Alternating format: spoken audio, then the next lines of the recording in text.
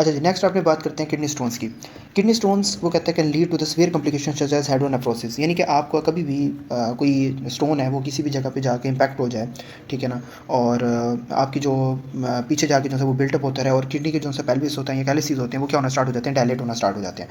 पायलो नेफ्राइटिस का क्या मतलब है कि अगर ऑब्स्ट्रक्शन हो जाती है तो ऑब्स्ट्रक्शन के साथ साथ आपको जो है वो इन्फेक्शन होने के चांसेस भी किडनी के देखने को मिल सकते हैं and leads to the acute kidney injury. कि अगर ऑब्स्ट्रक्शन सीवियर हो जाए या बायलेटरल हो तो आपको सॉलिटरी किडनी या यानी कि जो किडनी के जो फंक्शन है वो अचानक से क्या हो सकते हैं, डाउन हो सकते हैं, ठीक है। तो stones is equal to pain obstruction plus infection is equal to kidney का जो रिस्क ज़्यादा हो जाता है। Obstructive stone present with unilateral flank tenderness colicky pain related to the groin, ये बहुत इंपॉर्टेंट लाइन है। ऑब्स्ट्रक्टिव जब भी आपके पास पेशेंट प्रेजेंट करेगा स्टोन का, यानी कि उसके वो कहेगा जी मेरे जो गुर्दे के अंदर जो है वो पथरी है, या वो अगर पथरी की करता है और वो शिकायत ये करता है कि मुझे एक साइड पे जो है तो वो पेन हो रहा है, और पेन जो होता है वो मतलब बैक के ऊपर होता है, ये पीछे उसने हाथ भी ऐसे पकड़ा होता है, बिल्कुल ऐसे अंगूठा पीछे रखा होता है और ऐसे उंगलियां आगे की तरफ ऐसे रखी होती हैं, ठीक है। क्योंकि जो स्टोन होता है वो यूजुअली एक यूरिटर या एक किडनी की साइड से ही ज़्यादा रिलेट कर रहा होता है। और कोलिकी का मतलब ये होता है कि वेव लाइक, यानी कि पेन जो होता है वो कभी आ जाता है, ठीक है ना, और कभी जो है वो चला जाता है, तो आता जाता रहता है, ठीक है ना। स्पाज्म की तरह होता है, जैसे स्पाज्मोटिक पेन होता है ना, ठीक है ना, उस तरीके से होता है, लेकिन बहुत सीवियर होता है। रेडिएटेड टू द क्रोन, यानी कि जो पेन होता है वो यूरिटर, जिस तरह यूरिटर आपका फ्लो कर रहा होता है ना, उसी तरीके से जो सा वो आपको नीचे की तरफ जिस तरह पेन होता है ना, उसी की तरीके से जैसे आपका यूरिन आपका पेल्विस से आपका नीचे जा रहा होता है ना यूरिटर के थ्रू, उसी तरीके से जो आपका पेन है वैसे ही जो सा आपको रेडिएट करता हुआ मिलता है।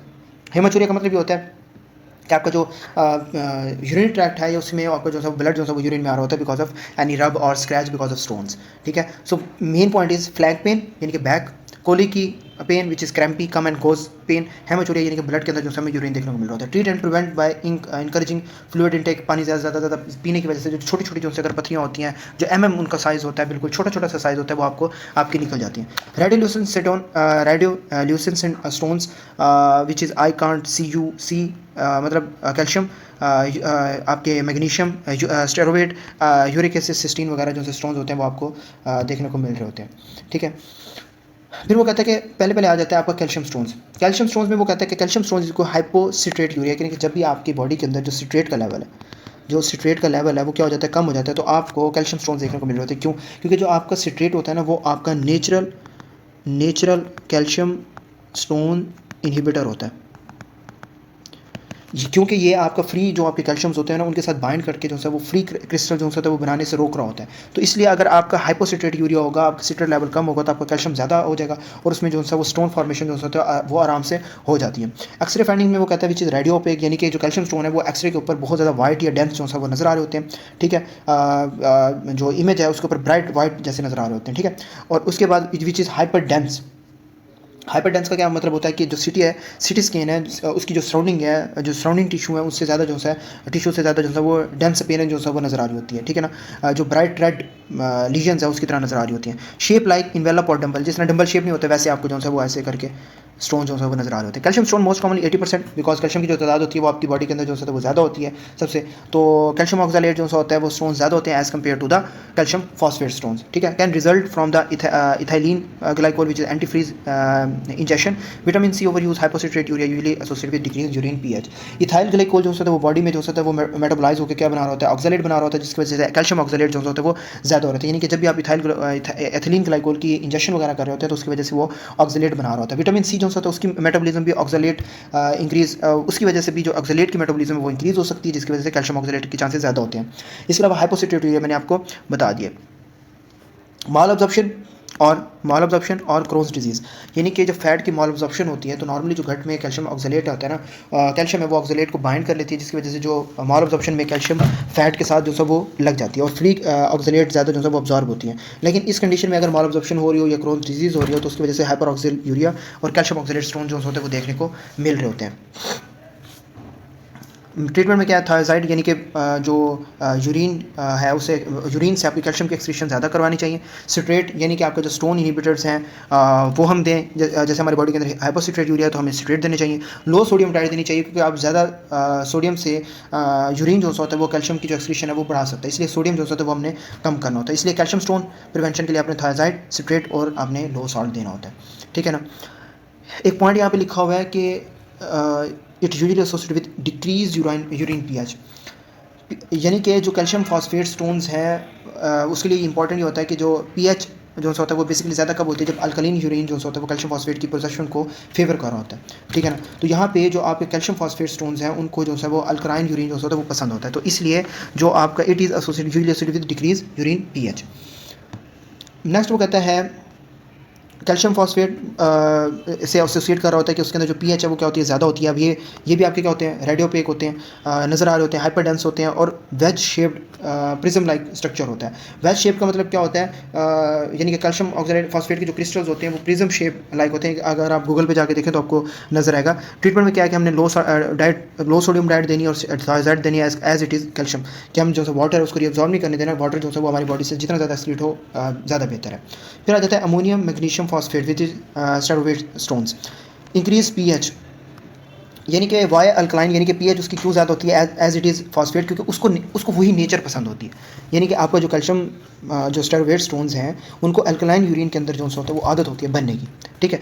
अगर एसिडिक होगी तो नहीं बनेंगे, इसलिए जो उसकी पीएच होती है वो क्या होती है, ज़्यादा होती है। एंड इट इज़ रेडियोपेक, आपको जो है वो नज़र आ रहे होते हैं, विजिबल होते हैं, आपके हाइपरडेंस होते हैं। इसके अलावा जो होता है वो कहता है कि कॉफिन लेड, यानी कि सार्कोफेगस, यानी कि कॉफिन लेड क्रिस्टल जो होते हैं वो आपको नज़र आ रहे होते हैं, आपको ऑन क्या कहते हैं अपना यूरिन क्रिस्टल्स नज़र आ रहे होते हैं। And account for 50% of the stones, यानी कि जो कॉमनली जो स्टोन्स होते हैं अमीनो मैग्नीशियम ये स्टोन कर रहे होते हैं अप्रॉक्सीमेटली 15%। जैसे कैल्शियम 80% है तो ये 15% ऑफ स्टोन्स जो होते हैं वो होते हैं हमारी बॉडी के अंदर। काज में infection with the urease plus bugs, यानी कि प्रोटियस, मतलब जितने भी ऑर्गेनिजम्स होते हैं माइक्रो ऑर्गेनिज्म, उनकी वजह से that hydrolyse urea to ammonia, यानी कि यूरिएज जो पॉजिटिव बग्स होते हैं, यानी कि ऐसे बैक्टीरिया जिनके पास यूरिएज इंजाइम्स होते हैं, ऐसे बैक्टीरिया जिनके पास आपके क्या होते हैं, यूरिएज इंजाइम्स होते हैं। अब वो क्या करते हैं, वो यूरिया को तोड़ के अमोनिया बनाते हैं। क्या करते हैं, आपके यूरिया को तोड़ के क्या बना रहे होते हैं, आपके अमोनिया हमारी बॉडी के लिए अच्छा नहीं है। तो अमोनिया के रिजल्ट में जो यूरिन है वो क्या हो जाता है, अल्कलाइन हो जाता है। यूरिन क्या हो जाता है, अल्कलाइन हो जाता है। अब उसकी वजह से अल्कलाइन के उसमें आपको पता है कि स्टेरोवेट को अल्कलाइन नेचर पसंद है एज इट इज़, जैसे कैल्शियम फॉस्फेट को पसंद थी, तो उसमें फिर उसकी जो स्टेरोवेट स्टोन्स है वो बनना स्टार्ट हो जाते हैं। Commonly form Stag horn calculi. Stag horn calculi का मतलब ये होता है कि जिस तरह से जो बड़े बड़े जिस तरह स्टोन्स होते हैं ना, ये आपके पेल्विस और कैल्सिस को जो होते हैं वो फिल कर लेते हैं। और जैसे सींग नहीं होते, गाय जिस तरह होती है ना उसके जैसे यहाँ पे सींग लगे होते हैं, ऐसा स्ट्रक्चर जो है वो बनना स्टार्ट हो जाते हैं, ठीक है। यानी कि लार्ज स्टोन्स, स्टेरोवेट स्टोन्स में अमोनिया आपका बढ़ जाता है, अमोनिया आपके यूरिन को अल्कलाइन कर देता है, स्टेरोवेट स्टोन्स आपका बढ़ जाता है। इसलिए लार्ज स्टोन्स प्लस इन्फेक्शन, कोई ना कोई इन्फेक्शन हो रहा है, यानी कि आपके ऑर्गेनिज्म इन्वॉल्व हो रहे हैं, और आपका alkaline urine, it is the best thing that struvite stones wants. Treatment में क्या करना है, एरेडिकेशन ऑफ अंडरलाइंग इन्फेक्शन, यानी कि कोई ना कोई जो इन्फेक्शन हो रहा हो बैक्टीरिया का, तो उसी की वजह से आपने क्या देना होता है, आपने उसको रिमूव करना होता है। ये नहीं है कि सिर्फ आपने पेन किलर देनी होती है, बल्कि उनको इन्फेक्शन के लिए आपने जो सब एंटीबायोटिक्स वगैरह देनी होती हैं। सर्जिकल रिमूवल ऑफ स्टोन्स अगर नहीं तो उसकी वजह से आप सर्जिकल रिमूवल भी कर सकते हैं। फिर आ जाता है यूरिक एसिड विच इज़ जो सारों से डिफरेंट है, ठीक है। It wants acidic urine. इसके अंदर जो इसको अगर अल्कलाइन देंगे तो आपका कभी भी यूरिक एसिड स्टोन नहीं बनेगा, लेकिन अगर आप इसका पीएच कम दे रहे हैं या आप एसिडिक नेचर दे रहे हैं तो आपको यूरिक एसिड बनेगा। एसिडिक यूरिन आपको फेवर कर रहा होता है यूरिक एसिड स्टोन बनने में। एक्सरे फाइंडिंग इज रेडियोल्यूसेंट, यानी कि आपको जो यूरिक एसिड स्टोन्स हैं वो आपको एक्सरे पे नज़र नहीं आते। And it is the most important point, कहीं पे भी कोई सिनेरियो आ जाता है रिलेटेड टू द स्टोन्स और वो कहता है इट इज़ अ रेडियोल्यूसेंट, तो आपने कहना है it is a uric acid stone. You से यूरिक, यू से यूसेंट। सिटी के अंदर आपको विजिबल शो हो रहे होते हैं, ठीक है ना, स्टोन्स, और वो कहता है रेम्बॉइड और रोस्टिस होता है, यानी कि मैक्रोस्कोपी के ऊपर आपको रेम्बॉइड या रोस्टिस शो होता है। यानी कि अगर आपका एसिडिक यूरिन है which rhomboid crystals, it shows the uric acid stones. वो कहता है अबाउट 5%, 80% आपके कौन से हो गए, कैल्शियम, 15% ये होगा, कितना हो गया 95, और 5% आपके कौन से होते हैं, यूरिक एसिड स्टोन्स होते हैं। Risk factor is arid climates और एसिडिक पीएच। एरिड क्लाइमेट्स का क्या मतलब होता है, यानी कि बहुत ज़्यादा डिहाइड्रेशन हो जाना, या आपके जो समर जो सीज़न होता है उसके अंदर आपने पानी पीना ही नहीं। अब उस पानी ना पीने की वजह से आपका साफ सी बात है बॉडी के अंदर आपका एसिडिक नेचर जो है वो डेवलप होना स्टार्ट हो जाता है। ये यूरिन जो होता है वो बहुत ज़्यादा कंसनट्रेटेड होता है उसमें, या एसिडिक आपको पीएच जो सा मिले, यानी यूरिन की जो पीएच है वो क्या हो जाए, कम हो जाए। Strong association with hyper uricaemia, for example gout, यानी कि ब्लड के अंदर जो यूरिक एसिड का लेवल है वो क्या हो, ज़्यादा हो। Gout is a classic associated disease and as well as often seen disease with increase cell turnover, for example leukaemia. यानी कि ल्यूकीमिया के अंदर क्या होते हैं, जो सेल्स होते हैं वो टूट रहे होते हैं। सेल्स ज़्यादा टूटने की वजह से जो प्यूरिन्स होती हैं क्या हो जाती हैं, सेल्स ज़्यादा टूटने की वजह से जो प्यूरिन्स होते हैं वो आपके ज़्यादा लीक होती हैं। जब ज़्यादा वो ब्रेक होती हैं, वो लीक हो रही होती है, तो उसकी वजह से आपकी जो यूरिक एसिड है, ये पूरा प्रोसेस है, यूरिक एसिड आपका ज़्यादा बन रहा होता है। ठीक है, तो uric acid is equal to gout, tumour lysis and leukaemia type damage. फिर वो कहते हैं ट्रीटमेंट में हमने अल्कलाइजेशन यानी कि यूरिन की जो है अल्कलाइन करना होता है, और allopurinol which is our treatment of choice in gout. Clear. तो आपने यूरिन को जो है वो सॉल्युबल ज़्यादा से ज़्यादा जो है वो सॉल्युबल ऐड करने होते हैं, और एलोपेरिनोल जो है यूरिक एसिड की जो प्रोडक्शन उनको जो है वो कम कर रहा होता है। तो यूरिक एसिड स्टोन्स को एसिड जो है तो यूरिन पसंद होता है, उसके ट्रीटमेंट के लिए आपने उसी जो सी नेचर है उसको क्या कर देना, कम कर देना। फिर आ जाता है आपका cysteine stone which is also acidic, loves the acidic pH, यानी कि acidic nature of the urine. It is faintly radio OPEC, यानी कि आपको एक्सरे के ऊपर आपको जो सिस्टीन स्टोन्स हैं, जिस तरह आपको जो कैल्शियम है वो जितनी मतलब जितनी डेंस भी नहीं होती, लेकिन जो यूरिक एसिड की तरह जो होता है वो बिल्कुल जो होता है वो इनविजिबल नहीं होती, लेकिन उसी की तरह से डेंस भी नहीं होती, तो दरमियान के अंदर होती है। फेंटली रेडियो ओपेक मतलब ठीक है, मतलब 50-50 अगर नज़र आ भी रही है नहीं भी आ रही।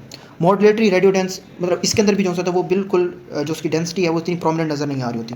It is a hexagonal structure, यानी कि 6 साइड वाली जो होती है इसकी शेप जो है वो नज़र आ रही होती है, जैसे आपको यहाँ पे ये नज़र आ रही है ऐसे।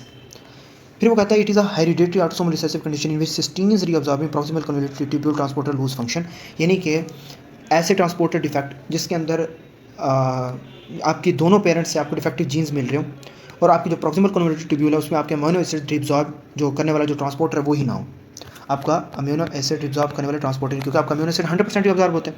अब वही नहीं है तो उसकी वजह से क्या होगा, सिस्टीन यूरिया, यानी कि यूरिन के अंदर आपका जो सिस्टीन है वो ज़्यादा ज़्यादा आने के जो चांसेस होते हैं। ठीक है, आपकी रिअब्जॉर्प्शन नहीं होती। तो अगर आपकी फिल्ट्रेशन नहीं हो रही, इसी तरीके से रिअब्जॉर्प्शन नहीं हो रही, ट्रांसपोर्ट वो नहीं हो रही, तो उसकी वजह से आपको रिअब्जॉर्प्शन या ट्रांसपोर्ट देखने में मसला आएगा, causing cystinuria. Transport defect also result in poor reabsorption, मैंने आपको बता दिया, of ornithine lysine arginine which is cola, यानी कि सिस्टीन और ऑर्निथीन लाइसिन आर्गिनिन इन सब की जो है अगर रिअब्जॉर्प्शन डिफेक्ट हो सकती है, लेकिन जो स्टोन्स होता है वो स्पेशली जो है वो सिस्टीन्स ही बनती है, क्योंकि जो सिस्टीन्स होती हैं वो क्या होती हैं, पूरली अब्जॉर्प्शन कहते हैं सलूबल होती हैं। लेकिन सिस्टीन के साथ साथ आपकी ऑर्थिनीन लाइसिन और ये भी आपके रिलीज हो रहे होते हैं। Cystine is a poorly soluble the stones from the form is in urine, तो मैंने आपको बता दिया यूरली बिगिंस इन चाइल्डहुड, बचपन से जो है वो स्टार्ट होती है, बिकॉज इट है autosomal recessive disease can form Stag horn calculi, जिस तरह मैंने आपको बताया कि पीछे जो आपके सींग लाइक जो है वो स्ट्रक्चर्स होते हैं, जैसे कि हमने यहाँ पे देखा है अमोनियम मैग्नीशियम में कि आपको स्टैगहॉर्न कैलकुलाई देखने को मिल रहे होते हैं। ये भी ऑटोसोमल स्ट्रक्चर होता है जिसके अंदर हमें एक तो बचपन में देखने को मिल रहा होता है, और आपको सींग लाइक जो है वो स्ट्रक्चर देखने को मिल रहे होते हैं। ठीक है ना, यानी कि इसके सबसे ज़्यादा ब्रांचेज होती हैं। Sodium cyanide nitroprusside test positive, यानी कि आपने अगर सिस्टीन यूरिया को देख रहे हैं ना, तो आपने उसको क्या देना है, सोडियम साइनाइड नाइट्रोप्रोसाइड, जिसमें आपके यूरिन में आपको सिस्टीन जो होता है वो ज़्यादा देखने को मिल जाते हैं। ठीक है ना, वो कहता है 16 स्टोन्स हैव 6 साइड्स, वही बात है, यानी कि 16 मतलब सिस्टीन हैव 6 साइड्स। फिर वो कहता है ट्रीटमेंट में आपको लो सोडियम डाइट देनी है, अल्कलाइजेशन करनी है हमने यूरिन की, चिलेटिंग एजेंट्स में हम टाइप्रोनियम और पेनिसिलामिन देनी है इफ़ रिफ्रैक्टरी। आपने जो अल्कलाइजेशन वगैरह करनी होती हैं, और ड्रग्स को जो सिस्टीन्स को सॉल्युबल फॉर्म में कन्वर्ट कर रहा होता है उसमें आपने वो वाली ड्रग्स वगैरह देनी होती हैं, और रिफ्रैक्टरी अगर सिंपल ट्रीटमेंट जो होता है वो कंट्रोल ना हो। Clear. So it's all about calcium stones, magnesium. आपने सिर्फ एक एक पॉइंट याद रखना है। यूरिक एसिड में तो आपने रेडियोल्यूशन याद रख लेना है माइंड के अंदर, ठीक है ना, बाकी कुछ याद रखें या ना रखें। कैल्शियम में आपने डंबल शेप याद रख लेना, और रेडियोपेक और हाइपोसिट्रेट यूरिया। अमोनियम में भी आपने याद रखना है कि रेडियोपेक हाइपरडेंस है, और कॉफिलिड अपीयरेंस शो कर रहा है, और स्टैगहॉर्न कैलकुलाई। यूरिक एसिड में रेडियोल्यूसेंट है, सिस्टीन जो है वो भी स्टैगहॉर्न कैलकुलाई है, बट इसके अंदर आपको जो है वो फेंटली रेडियोपेक जो है वो चीज़ें देखने को मिल रही होती हैं। Next is hydronephrosis. हाइड्रोनेफ्रोसिस का क्या मतलब होता है कि आपकी जो किडनी है उसके अंदर पानी जो होता है वो बढ़ जाए। Distension dilation of renal pelvis और कैलिसीज, कि आपकी जो किडनी का जो कलेक्टिंग सिस्टम है वो क्या हो जाए, मतलब आपको उसके अंदर जो है पानी भर जाए। रीनल पेल्विस यानी कि जो आपका किडनी का सेंट्रल कलेक्टिंग सिस्टम होता है, और आपकी जो कैलिसीज जहाँ से आपका जो एक कप लाइक स्ट्रक्चर होता है, जहाँ पे आपका ऐसे कप लाइक स्ट्रक्चर होता है जहाँ पे आपका यूरिन आके स्टोर होता है, उसके बाद जाके वो आपको पेल्विस में और आगे जाके जाता है। Mostly cause by urinary tract obstruction, renal stone, sphere, BPH और congenital obstruction, locally advanced cervical cancer, injury और यूरेटर, यानी कोई भी ऐसी चीज़ जो आपकी यूरिन के फ्लो को रोक रही हो, यानी कि उसके आउटफ्लो को रोक रही हो, तो उसकी वजह से जो पानी है, फॉर एग्जांपल यहाँ से आपका ये फ्लो है और यहाँ पे आपकी कोई भी ऐसी चीज़ है, इधर आपका ट्यूमर हो, यानी कि या आपके बिनाइन प्रोस्टेट हाइपरप्लेजिया यानी नीचे की तरफ से आपका प्रेशर पड़ रहा हो, आपका स्टोन हो, आपका कैंसर वगैरह हो, उसकी वजह से आपका जो फ्लो है, यहाँ से जो आपका यूरिन का फ्लो आ रहा है वो क्या हो, पीछे की तरफ आपका बिल्डअप हो, तो यहाँ पे आपका जो क्या होना स्टार्ट हो जाता है, आपका फ्लूइड है वो बिल्डअप होना स्टार्ट हो जाता है। Other cause include retroperitoneal fibrosis and vesicoureteral reflux. Retroperitoneal fibrosis में क्या होता है, जो फाइब्रस टिश्यूज़ हैं वो बन के जो है यूरेटर को क्या कर रहे होते हैं, कंप्रेस कर रहे होते हैं। और वेसिकोयूट्रल में क्या होता है, अब वेसिकोयूट्रल रिफ्लेक्स मैंने आपको पहले भी बताया हुआ कि अगर आपका यूरेटर सही तरीके से ब्लेडर के इनसाइड ना हो या उसकी एजेंसी या वो सही तरीके से ना बना हो, तो उसकी तरफ से भी आपको जो है रिवर्स फ्लो आपको देखने को मिल सकता है। Dilation occur proximal to site of pathology, serum creatinine become elevated if obstruction is bilateral और if patient has obstructive solitary kidney. या सबसे बात है, आपका किडनी जो है रिस्पॉन्सिबल होता है जीएफआर को देखने के लिए कि आपका जीएफआर अगर नॉर्मल है तो इसमें करेक्ट आपका बॉडी से एक्सक्रीट हो रहा है, अगर जीएफआर कम है तो इसका मतलब है आपका जो करेक्ट है वो भी आपको जो है वो बड़ा वो मिलेगा। Simple is that. तो करेक्ट की उसमें आपको जो अगर दोनों साइड्स ब्लॉक हो रही हो तो आपको जो क्रेटिनिन है वो आपको बढ़ती हुई जो है वो मिलेगी। Lead to compression and possibly atrophy of renal cortex and medulla. यानी कि अगर आपको बैक प्रेशर आपको यानी कि क्रोनिकली अगर चीज़ चली जाए, यानी कि बार बार आपको हाइड्रोनेफ्रोसिस हो रही है बार बार उस चीज़ को, तो जो टिश्यू है वो क्या हो जाते हैं, कमज़ोर हो जाते हैं। जब टिश्यू कमज़ोर होते हैं तो उसकी वजह से आपको अनट्रीटेड हाइड्रोनेफ्रोसिस देखने को मिल रही होती है, जिसकी वजह से आपको परमानेंट डैमेज हो सकता है आपका कॉर्टेक्स एंड मेडुला का। क्लियर। नेक्स्ट आपका है यूरिनरी इनकॉन्टिनेंस। मिक्स्ड इनकॉन्टिनेंस है feature of both stress and urgency incontinence, यानी कि जो पेशेंट है उसके अंदर दोनों या स्ट्रेस इनकॉन्टिनेंस के फीचर आ सकते हैं या अर्जेंसी इनकॉन्टिनेंस जो है वो उन दोनों के फीचर्स देखने को मिल सकते हैं। स्ट्रेस में वो कहता है इट इज़ आउटलेट इनकॉम्पिटेंस, यानी कि जो पेशाब है उसका जो बाहर निकलना है वो बड़ा ना नॉर्मल सा हो जाता है कि किस वजह से, आइदर यूरिथ्रल हाइपर मोबिलिटी और इंट्रिंसिक सेक्रेटरी डेफिशिएंसी, या तो उसके जो सपोर्ट करने वाले यूरिथ्रा की जो पेल्विक फ्लोर है या वो वीक हो जाए, ठीक है ना, which is urethral hyper mobility, या इंट्रिंसिक सेक्रेटरी यानी कि कोई ऐसा वॉल्व जो होता है यहाँ पे जो वॉल्व बने होते हैं वो आपका सही तरीके से जो है वो बंद ना हो, यानी कि उसका जो मैकेनिज्म है वो क्या हो जाए, कमज़ोर हो जाए। अब लीक कब होता है, जब आपका इंट्रा एब्डोमिनल प्रेशर ज़्यादा हो। किस वजह से, जब आप स्नीज करें, छींक मारे तो आपको पता है कि आपके मतलब जोर लगता है, या आपने कोई चीज़ लिफ्ट की है तो उसकी वजह से, या आप कफ करें या आप ज़्यादा हंसें या कोई हैवी चीज़ आप जब उठा लेते हैं उसकी वजह से जब इंट्रा एब्डोमिनल प्रेशर ज़्यादा होगा तो आपका जो यूरिन है वो आपका ब्लेडर से निकल जाएगा। Positive bladder test directly observe leakage from the urethra upon coughing और वल्सल्वा मैनुअर, यानी कि बैंड जो है तो आपके यहाँ माउथ में रखते हैं और आपको जो है वो चेक करते हैं कि आपकी जो है वो नोज़ के साथ जो है ज़ोर से लगा के जो है वो आपको प्रेशर देते हैं, आपको मतलब आपका मुंह या आपका जो नोज़ है उसे बैंड लगा के या फिर ऐसे हाथ रख के ना ज़ोर लगवाते हैं कि चलो अभी मुंह से जो है वो ज़ोर लगाना है, और आप चेक करते हैं। और जब वो हम लगाते हैं तो अगर हम हाथ रखते हैं या वो हम बैंड वगैरह लगाते हैं तो उसे आपका जब ज़ोर लगाते हैं तो आपका जो वो पेशाब है जो है वो लीक होना स्टार्ट हो जाता है, उसे हम कहते हैं वल्सल्वा मैनुअर। और हम ऑलरेडी जो कफ वगैरह से जो है वो टेस्ट कर लेते हैं जो क्या होता है, पॉजिटिव होता है। ओबेसिटी, प्रेगनेंसी, वेजाइनल डिलीवरी या प्रोस्टेट सर्जरी की कोई भी ऐसी रीज़न जिसकी वजह से आपको जो स्ट्रक्चरल अबनॉर्मलिटी देखने को मिलेगी, जो या पेल्विक फ्लोर है उसको स्ट्रेचनेस आ रही हो, या स्ट्रक्चरल आपका डैमेज हो रहा हो, या स्फिंक्टर्स के ऊपर कोई ना कोई मसला आ रहा हो, तो आपको जो है वो यूरिनरी इनकॉन्टिनेंस, स्ट्रेस इनकॉन्टिनेंस देखने को मिल रहा होता है बिकॉज ऑफ स्पोर्ट वीकनेसेस या स्फिंक्टर वीकनेसेस की वजह से। ट्रीटमेंट में हमने पेल्विक फ्लोर मसल्स की स्ट्रेटनिंग करनी होती है, यानी कि केगल एक्सरसाइज या वेट लॉस और पिसारीस वगैरह। केगल एक्सरसाइज होती है जैसे ये पेशेंट है, इसका सर ऐसे होता है, हिप ऐसे होती है और लेग्स इसकी ऐसे होती हैं, यानी कि ऊपर की तरफ, ठीक है, ऊपर की तरफ जो है वो पेशेंट जो होता है वो ऐसे करके होता है और उसकी जो लेग्स होती हैं वो ऐसे होती है और हिप यहाँ पे होती है और ये चीज़ हवा में होती है, ठीक है। ऊपर की तरफ जो होता है वो टांगे करके जो होता है वो कर होता है। एक दफ़ा आप गूगल में जाके अगर इमेज देखेंगे तो आपको पता चल जाएगा। पिसारीज जो होती हैं वो आपकी स्पोर्टिव डिवाइसेज होती हैं जो आपके पेल्विक ऑर्गन या यूरिथ्रा को जो है सपोर्ट देने में हेल्प आउट कर रही होती हैं। फिर आ जाती है आपकी अर्जेंसी इनकॉन्टिनेंस, ये वही होती है जो क्लास के अंदर हम ऑलमोस्ट कह रहे होते थे। Detrusor over activity increase leak to the urge to avoid immediately, यानी कि प्रॉब्लम जो होता है वो आउटलिक लीक होने में नहीं होती है, यानी कि ब्लैडर्स के जो मसल्स होते हैं वो ओवर एक्टिव हो जाते हैं। और अर्जेंसी का मतलब यही होता है जब हमें बहुत ज़्यादा अर्जेंसी फील हो रही हो, आपके जो मसल्स होते हैं वो क्या हो जाए, और स्ट्रेस कंडीशन के अंदर आपको पता है हमें बहुत ज़्यादा ही अर्जेंसी होती है, ठीक है, आपके जो मसल्स होते हैं वो ओवर एक्टिव हो जाते हैं, तो उसमें आपके जो है वो यूरिन के जो है वो लीक होने के चांसेस ज़्यादा हो जाते हैं। It may leads to the UTI. UTI के अंदर आपको पता है कि जो आपके ब्लेडर के जो मसल्स होते हैं आपके वो बड़े कमज़ोर हो जाते हैं और आपको ऐसे ऐसे मतलब 7 दिन अगर आप सिप्रोफ्लॉक्सासिन ले रहे हैं ना और साथ आप साशे वगैरह ओआरएस आप यूज़ कर रहे हैं तो उसमें आपको जो है वो आपको एटलीस्ट 7 दिन तक 7 डेज़ की मेडिसिन के बाद 7 दिन तक मज़ीद आपको जो है वो सेंसेशन फील होती है और 14 डेज़ के बाद जाके आपको जो सेंसेशन है वो आपकी क्या हो रही होती है, बड़ी कम हो रही होती हैं, ठीक है। फिर जाके स्ट्रॉन्ग होती हैं। किगल एक्सरसाइज वगैरह वो मैंने आपको बता दी, ब्लेडर ट्रेनिंग, टाइम वाइडिंग डिस्टेंशन और रिलैक्सेशन टेक्निक्स, यानी कि ऐसी चीज़ें जो आपको जो पेशेंट जो है वो प्लान कर रहा होता है कि मैंने इस टाइम पे जो है वो पेशाब करना है नहीं करना, ताकि उसकी जो एजेंसी है वो क्या हो, कम हो। एंटी मस्कुरानिक्स वगैरह देने, एक्सोब्यूटाइन और फॉर ओवर एक्टिव ब्लेडर, और मेरा बैकग्राउंड, यानी कि जो ये मेरा बैकग्राउंड या विप बैकग्राउंड होता है, विप बैकग्राउंड, ये आपकी जो ब्लेडर है उसकी रिलैक्सेशन के अंदर जो है वो हेल्प कर रहा होता है। एंटी मस्कुरानिक का मतलब क्या होता है, जो आपके मसल्स हैं, जो डिटोर्सर्स, जो कॉन्ट्रैक्शंस हैं, उनको क्या करे, कम करे।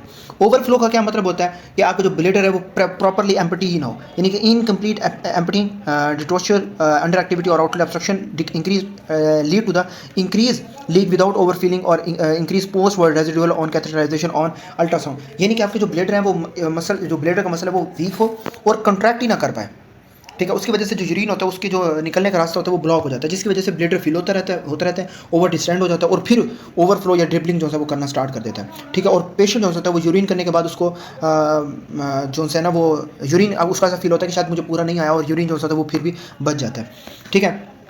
ब्लेडर मतलब सही तौर पे एम्प्टी नहीं होता। फिर वो कहता है पोलीयूरिया, फॉर एग्जांपल डायबिटीज़, यानी कि ज़्यादा जो है वो यूरिन बने से लाइक डायबिटीज़, तो ब्लेडर जो है वो ओवरवेलम हो जाता है, ठीक है। एंड ब्लेडर आउटलेट ऑब्स्ट्रक्शन की वजह से, यानी कि बीपीआई या स्पाइनल कॉर्ड इंजरी की वजह से, यानी कि ब्लेडर की जो इंटरवेंशन है अगर वो इफेक्ट हो जाए इन स्पाइनल कॉर्ड इंजरी या बिनॉन प्रोस्टेटिक हाइपरप्लेजिया की वजह से आउटलेट ब्लॉक हो जाए, तो उसकी वजह से भी आपको जो इनकम्प्लीट जो यूरिन जो सी है कॉन्टिनेंस है वो देखने को मिल रही होती है, ओवरफ्लो। कैथेटराइजेशन हमने करनी होती है, यानी कि ब्लीडिंग एम्प्टी करने के लिए हमने कैथेटराइजेशन करनी होती है। Relieve obstruction, for example alpha blockers for BPH. Alpha blockers क्या कर रहे होते हैं, आपकी जो ब्लेडर या जो प्रोस्टेट होता है या ब्लेडर होता है उसकी जो नेक है उसकी रिलैक्सेशन करवाते हैं, जिसकी वजह से आपका जो यूरिन है वो फ्लो जो होता है उसका इंप्रूव हो जाता है। So this is your stress incontinence, your urgency incontinence, जो मैं ऑलमोस्ट क्लास में आता था, और ओवरफ्लो का मतलब है आपके मसल सही तरीके से रिस्पॉन्ड ही ना कर रहे हो, और इसमें हमेशा में ये फील होता है कि शायद पेशाब अभी भी जो है वो रह गया। अच्छा जी, नेक्स्ट आ जाता है आपका अक्यूट सिस्टाइटिस, यानी कि inflammation of the urinary bladder. अगर आपकी ब्लेडर का इन्फेक्शन हो जाए तो हम उसको कहते हैं सिस्टाइटिस, ठीक है ना। और अक्यूट का क्या मतलब है कि लेस देन 3 मंथ्स अगर आपका जो पेशेंट आपके पास प्रेजेंट होता है और वो कहता है जी मुझे जो है ना वो ये मसला आ रहा है, प्रेजेंट विद सुप्राप्यूबिक पेन, यानी कि आपका सेंट्रल एब्डोमेन पेन, मतलब लोअर सेंट्रल एब्डोमेन पेन के अंदर जो है वो एब्डोमेन में पेन होता है, यानी कि ब्लेडर के बिल्कुल ऊपर। डिसयूरिया, यानी कि बर्निंग या पेनफुल आपको यूरिनेशन फील होती है। यूरिनरी फ्रीक्वेंसी, यानी कि बार बार आपको यूरिन आ रहा होता है। अर्जेंसी का मतलब होता है कि आपका जो यूरिन है उसकी फील आती है लेकिन आता नहीं है, ठीक है। Systemic science, high fever, chills और यूरिक एब्सेंट, यानी कि इन्फ्लेमेशन है, इन्फेक्शन हो रहा है, लीड्स टू द फीवर और चिल्स। रिस्क फैक्टर में क्या आ सकता है, फीमेल सेक्स, यानी कि शॉर्ट यूरिथ्रा, यानी कि अगर फीमेल्स हैं उसको उनको यानी कि वो सेक्सुअल इंटरकोर्स करती हैं तो उसकी वजह से जो उनकी जो यूरिथ्रा होती है वो बहुत क्या होती है, छोटी, तो जो बैक्टीरिया होता है वो आपके ब्लेडर तक जो है वो पहुंचने तक बहुत आसान होता है, ठीक है ना। यानी कि short range leads to the acute cystitis, यानी कि ब्लेडर तक जो है वो बैक्टीरिया पहुंच सकता है। सेक्सुअल जो इंटरकोर्स के जरिए सेंडिंग इन्फेक्शन के जो से चांसेस होते हैं वो ज़्यादा हो जाते हैं। इंडवेलिंग कैथीटर का मतलब होता है कि डायरेक्ट जो बैक्टीरिया उसका जो सा एंट्री का जो सा वो रूट होता है, यानी कि थ्रू कैथीटर, जो हम कैथीटर जो सा वो लगाते हैं उसके थ्रू जो सा वो जा सकता है। डायबिटीज़ मिलेटस, बिकॉज ऑफ जो डायबिटीज़ मिलेटस के अंदर जो इन्फेक्शन होता है वो ओवरऑल जो होता है वो बढ़ता रहता है। एंड इम्पेयर्ड ब्लेडर एम्प्टिंग, के अगर जो यूरिन है वो अगर जो सा वो खाली ना हो, उसकी वजह से वो जो यूरिन है वो बैक फ्लो भी कर रहा हो और वहाँ पड़ा भी रहे, तो उसकी वजह से जो बैक्टीरिया वहाँ पे ग्रोथ करना स्टार्ट हो जाता है। And which is the most common cause of infection in acute cystitis और in UTI is E coli. E coli most common होता है, ठीक है। ये आपके जो है वो जीआई फ्लोरा से आता है और असेंडिंग इन्फेक्शन जो है वो करवा रहा होता है। फिर वो कहता है स्टेफ्लोकोकस स्पेरोफाइटिकस। स्टेफ्लोकोकस फेरिकोसाइटोसिस क्यों होता है, क्योंकि ये आपके सेक्सुअल एक्टिव वुमेन के अंदर देखा जाता है, ठीक है ना। लेकिन फिर भी अगर पूछा जाए तो ओवरऑल आपका इकोलाई जो होता है वो मोस्ट कॉमन होता है। क्लेप्सिला हो सकता है, Proteus mirabilis urine has ammonia scent, इसका मतलब ये होता है प्रोटेस मेरिबलस का कि आपकी जो प्रोटेस यूरिएज जो होता है वो पॉजिटिव होता है और यूरिया को अमोनिया में जो है ना वो ब्रेक डाउन कर रहा होता है, ठीक है ना। जो यूरियाज होता है, तो जो यूरिन होता है वो क्या हो जाता है, अल्कलाइन हो जाता है, और अमोनिया जो होता है वो आपको वहाँ पे प्रोड्यूस होता है, तो हमें अमोनिया जैसी जो है वो स्मेल हमें फील हो रही होती है। फिर वो कहता है कि लैब्स में हमें क्या नज़र आ रहे होते हैं, ल्यूकोसाइड स्ट्रेस, यानी कि जब हम यूरिन का टेस्ट करते हैं तो हमें जब डब्ल्यूबीसीज़ की एक्टिविटीज़ होती हैं वो इंडिकेट कर रही होती हैं, यानी कि वो शो हो रही होती हैं, और यूरिन के अंदर हमें पस सेल्स या डब्ल्यूबीसीज़ हमें नज़र आ रहे होते हैं। प्लस नाइट्रेट्स यानी कि इंडिकेट्स प्रेजेंस ऑफ इंटेरोबैक्टीरियस, यानी कि कुछ जो बैक्टीरियाज होते हैं वो नाइट्रेट्स को किस में चेंज कर रहे होते हैं, नाइट्राइट्स में कन्वर्ट कर रहे होते हैं। तो इसलिए जो फैमिली होती है जैसे इकोलाई जो इंटेरोबैक्टीरियज होते हैं तो वो हमें पॉजिटिव नज़र आ रहे होते हैं। Sterile pyuria with negative urine cultures, यानी कि आपको पस सेल्स जो होते हैं वो यूरिन के अंदर नज़र आ रहे होते हैं, लेकिन उसके अंदर जो कल्चर होता है वो नेगेटिव आ रहा होता है, यानी कि पस तो होती है लेकिन जो कल्चर है वो नेगेटिव आ रहा होता है। क्यों? क्योंकि प्रॉब्लम जो होता है वो ब्लैडर के बैक्टीरिया से नहीं होती बल्कि एसटीआई रिलेटेड होती है, ठीक है ना। कुड सजेस्ट यूथराइटिस बाय नेजेरिया गोनोरिया और क्लेमेडिया ट्रैकोमेटस, यानी कि इसके अंदर अगर बीमारी जो है वो ब्लेडर के बैक्टीरिया से नहीं है और आपको एसटीआई है यानी सेक्सुअल ट्रांसमिटेड इन्फेक्शन है, डिजीज़ है, फॉर एग्जांपल आपको नेजेरिया गोनोरिया क्लेमेडिया ट्रैकोमेटस है, उसके अंदर आपको पस मिलेगी लेकिन आपको यूरिन कल्चर यानी कि आपको जो क्या कहते हैं जो पॉजिटिव साइन है वो आपको जो है वो जो कल्चर है वो आपको नेगेटिव ही मिलेगा।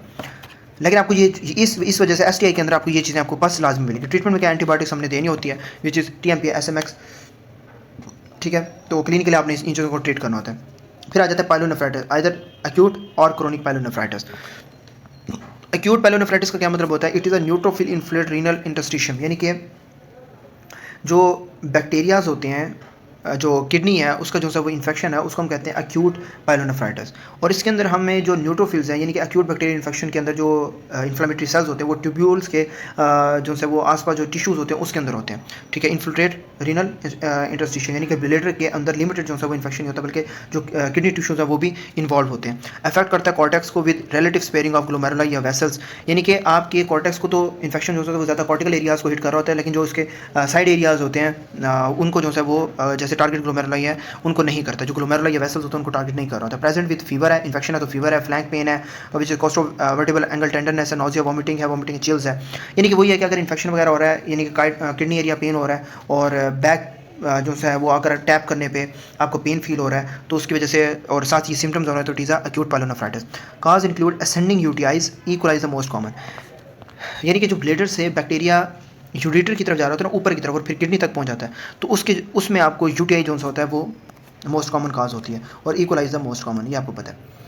फिर वो कहता है haematogenous spread to the kidney, यानी कि खून के ज़रिए अगर आपको खून के ज़रिए जो है बैक्टीरिया किडनी तक पहुंच जाए तो वो ज़्यादा डैमेजिंग होता है। Present with डब्ल्यूबीसीज in urine plus and minus डब्ल्यूबीसीज cast, पस मिल सकती है, कास्ट मिलना ना मिलना वो बात की बात है, लेकिन आपको जो डब्ल्यूबीसीज हैं वो आपको जो है वो मिल सकती हैं। लेकिन अगर आपको डब्ल्यूबीसीज कास्ट मिल जाए तो वो एक स्ट्रॉन्ग क्लू हो जाता है कि किडनी का ही इन्फेक्शन हो रहा है। मैंने आपको पीछे भी बताया था कि अगर आपको आरबीसीज कास्ट या डब्ल्यूबीसीज कास्ट अगर आपको मिल रही है तो it may leads to the kidney infection strongly. अगर सिर्फ डब्ल्यूबीसीज मिली और आरबीसीज हैं तो वो फिर आपको रूल आउट करना होता है कि इधर ब्लेडर के अंदर कोई मसला आ रहा है, कोई स्टोन की वजह से मसला आ रहा है, कोई यूरेटर के अंदर मसला आ रहा है, किडनी के अंदर मसला आ रहा है, फिर आपको रूल आउट करना होता है। लेकिन अगर कास्ट है तो फिर 100% है कि किडनी का मसला आ रहा है। सीटी विद शो स्ट्रेटेड पैरेनकाइमल इन्हांसमेंट, यानी कि सीटी के अंदर रेडियोलॉजिकल हम देखते हैं कि जो पाइलो की जो इमेजिंग है उसकी तरफ जो है वो इशारा कर रही होती है कि जो उसकी लाइनिंग है वो क्या है, पैरेनकाइमल इन्हांसमेंट जो है वो हो रही होती है। रिस्क फैक्टर में वो कहता है इनवेलिंग यूरिनरी कैथीटर, हम जो कैथीटर यूज़ कर रहे होते हैं which is bacterial entry, direct bacterial entry, urinary tract obstruction हो रही हो, यानी कि यूरिन की जो है वो स्टैग्नेशन वगैरह हो रही हो, वेजिको यूट्रल रिफ्लेक्स यानी कि बैक फ्लो हो रहा हो, diabetes mellitus which is an infection risk, pregnancy which is progesterone mediated decrease in ureter tone and compression of gravity uterus, यानी कि प्रोजेस्टेरोन जो होता है वो यूरेटर टोन को जो है वो कम कर रहा होता है जिसके विद इन लार्ज यूट्रस, और वो कंप्रेस कर जिसकी वजह से कंप्रेशन हो रही होती है और जो यूरिन होता है वो स्ट्रेस हो जाता है, यानी कि वहाँ पे रुक जाता है। तो उसकी वजह से भी आपको पाइलोनेफ्राइटिस देखने को चांसेस मिल रहे होते हैं। कॉम्प्लिकेशन इंक्लूड क्रोनिक पाइलोनेफ्राइटिस, यानी कि आपको क्रोनिकली रिपीटेडली किडनी का इन्फेक्शन हो रहा हो या अनसॉल्व इन्फेक्शन हो रहा हो, रीनल पेपिलरी नेक्रोसिस यानी कि आपके जो पेपिला है वो नेक्रोज कर जाए, या प्री नेफ्रिक एब्सेस हो with possible posterior spread two adjacent sauce muscles या यूरोसेप्स, यानी किडनी के आसपास जो है वो आपको एब्सेस मिले या इन्फेक्शन जो है वो सॉस मसल तक स्प्रेड कर जाए, या आपके यूरिनरी सोर्स में जो यूरिनरी सोर्स है वो आपको सिस्टेमिक सेप्सिस बन जाए। यानी कि आपका जो यूरिन का जो है ये मसला जो है वो सिस्टेमिकली जो है वो आपको सेप्सिस क्रिएट कर दे, तो इसकी जो है वो कॉम्प्लिकेशंस हैं। तो ट्रीटमेंट में हमने एंटीबायोटिक्स देनी है, उनको जो है वो देखना होता है। लेकिन अगर रिपीटेड इन्फेक्शन हो रही है तो फिर आपको स्ट्रांगली सजेस्ट होता है कि आप एंटीबायोटिक्स के साथ साथ आपको उसका प्रॉपर ट्रीटमेंट प्लान जो है वो लेना पड़ता है। फिर आ जाता है आपका chronic pyelonephritis which is the result of recurrent and inaccurately treated source of acute pyelonephritis, यानी कि आपको एक्यूट पायलोनेफ्राइटिस हुआ फिर उसकी वजह से आपको लीड कर जाए chronic pyelonephritis. It is also the complication typically require predisposition of infection such as vesicoureteral reflux and chronically obstructive kidney disease, यानी कि कोई भी ऐसा फैक्टर या सोर्स जिसकी वजह से जो आपका यूरिन है या वो ब्लेडर्स के ऊपर की तरफ जा रहा हो या वहीं पे स्टेज करके हो, तो उसकी वजह से बैक्टीरिया जो है वो किडनी के अंदर जाके इन्फेक्शन कर सकते हैं, आपकी जो ट्रैक्ट है उसके अंदर इन्फेक्शन कर सकते हैं, उसकी होल्ड डाउन की वजह से कि जो यूरिन है वो वहीं पे पड़ा है। कोर्स एसिमेट्रिकल कॉर्टिकोमेडुलरी स्कारिंग ब्लंटेड कैलेसीज, यानी कि वो सारा उसका जो है ना वो इफेक्ट बताया होता है, ठीक है ना, कि इरेगुलर आपके स्कार्स शो हो रहे हो दोनों किडनीज के जो है वो पैटर्न्स हैं वो एसिमेट्रिक हो जाए, या ब्लंटेड कैलेसीज यानी कि कैलेसीज की जो नॉर्मल कप शेड है वो ब्लंट हो जाए, ठीक है ना, तो उसकी वजह से आपको क्रोनिक जो स्ट्रक्चरल डैमेज है वो देखने को मिल रहा होता है। Tubules can contain eosinophilic cast resembling thyroid tissue या thyroidization of kidney. Eosinophilic cast होती हैं आपकी पिंक स्टेनिंग कास्ट, ठीक है ना। क्रोनिक पायलोनेफ्राइटिस के अंदर जो क्लासिकल पैथोलॉजी क्लूज हैं वो आपकी यही है कि it shows the eosinophilic cast which is pink staining cast, and thyroidization का मतलब होता है कि ट्यूब्यूल्स ऐसे लगती हैं जैसे आपके थॉराइड फॉलिकल्स होते हैं ना वैसे। तो क्रोनिक पायलोनेफ्राइटिस में अगर आपको मिल रहा है कि shows the thyroid like follicles, तो और which shows the pink staining cast, तो आपने याद रखना है कि it is a chronic pyelonephritis. Clear.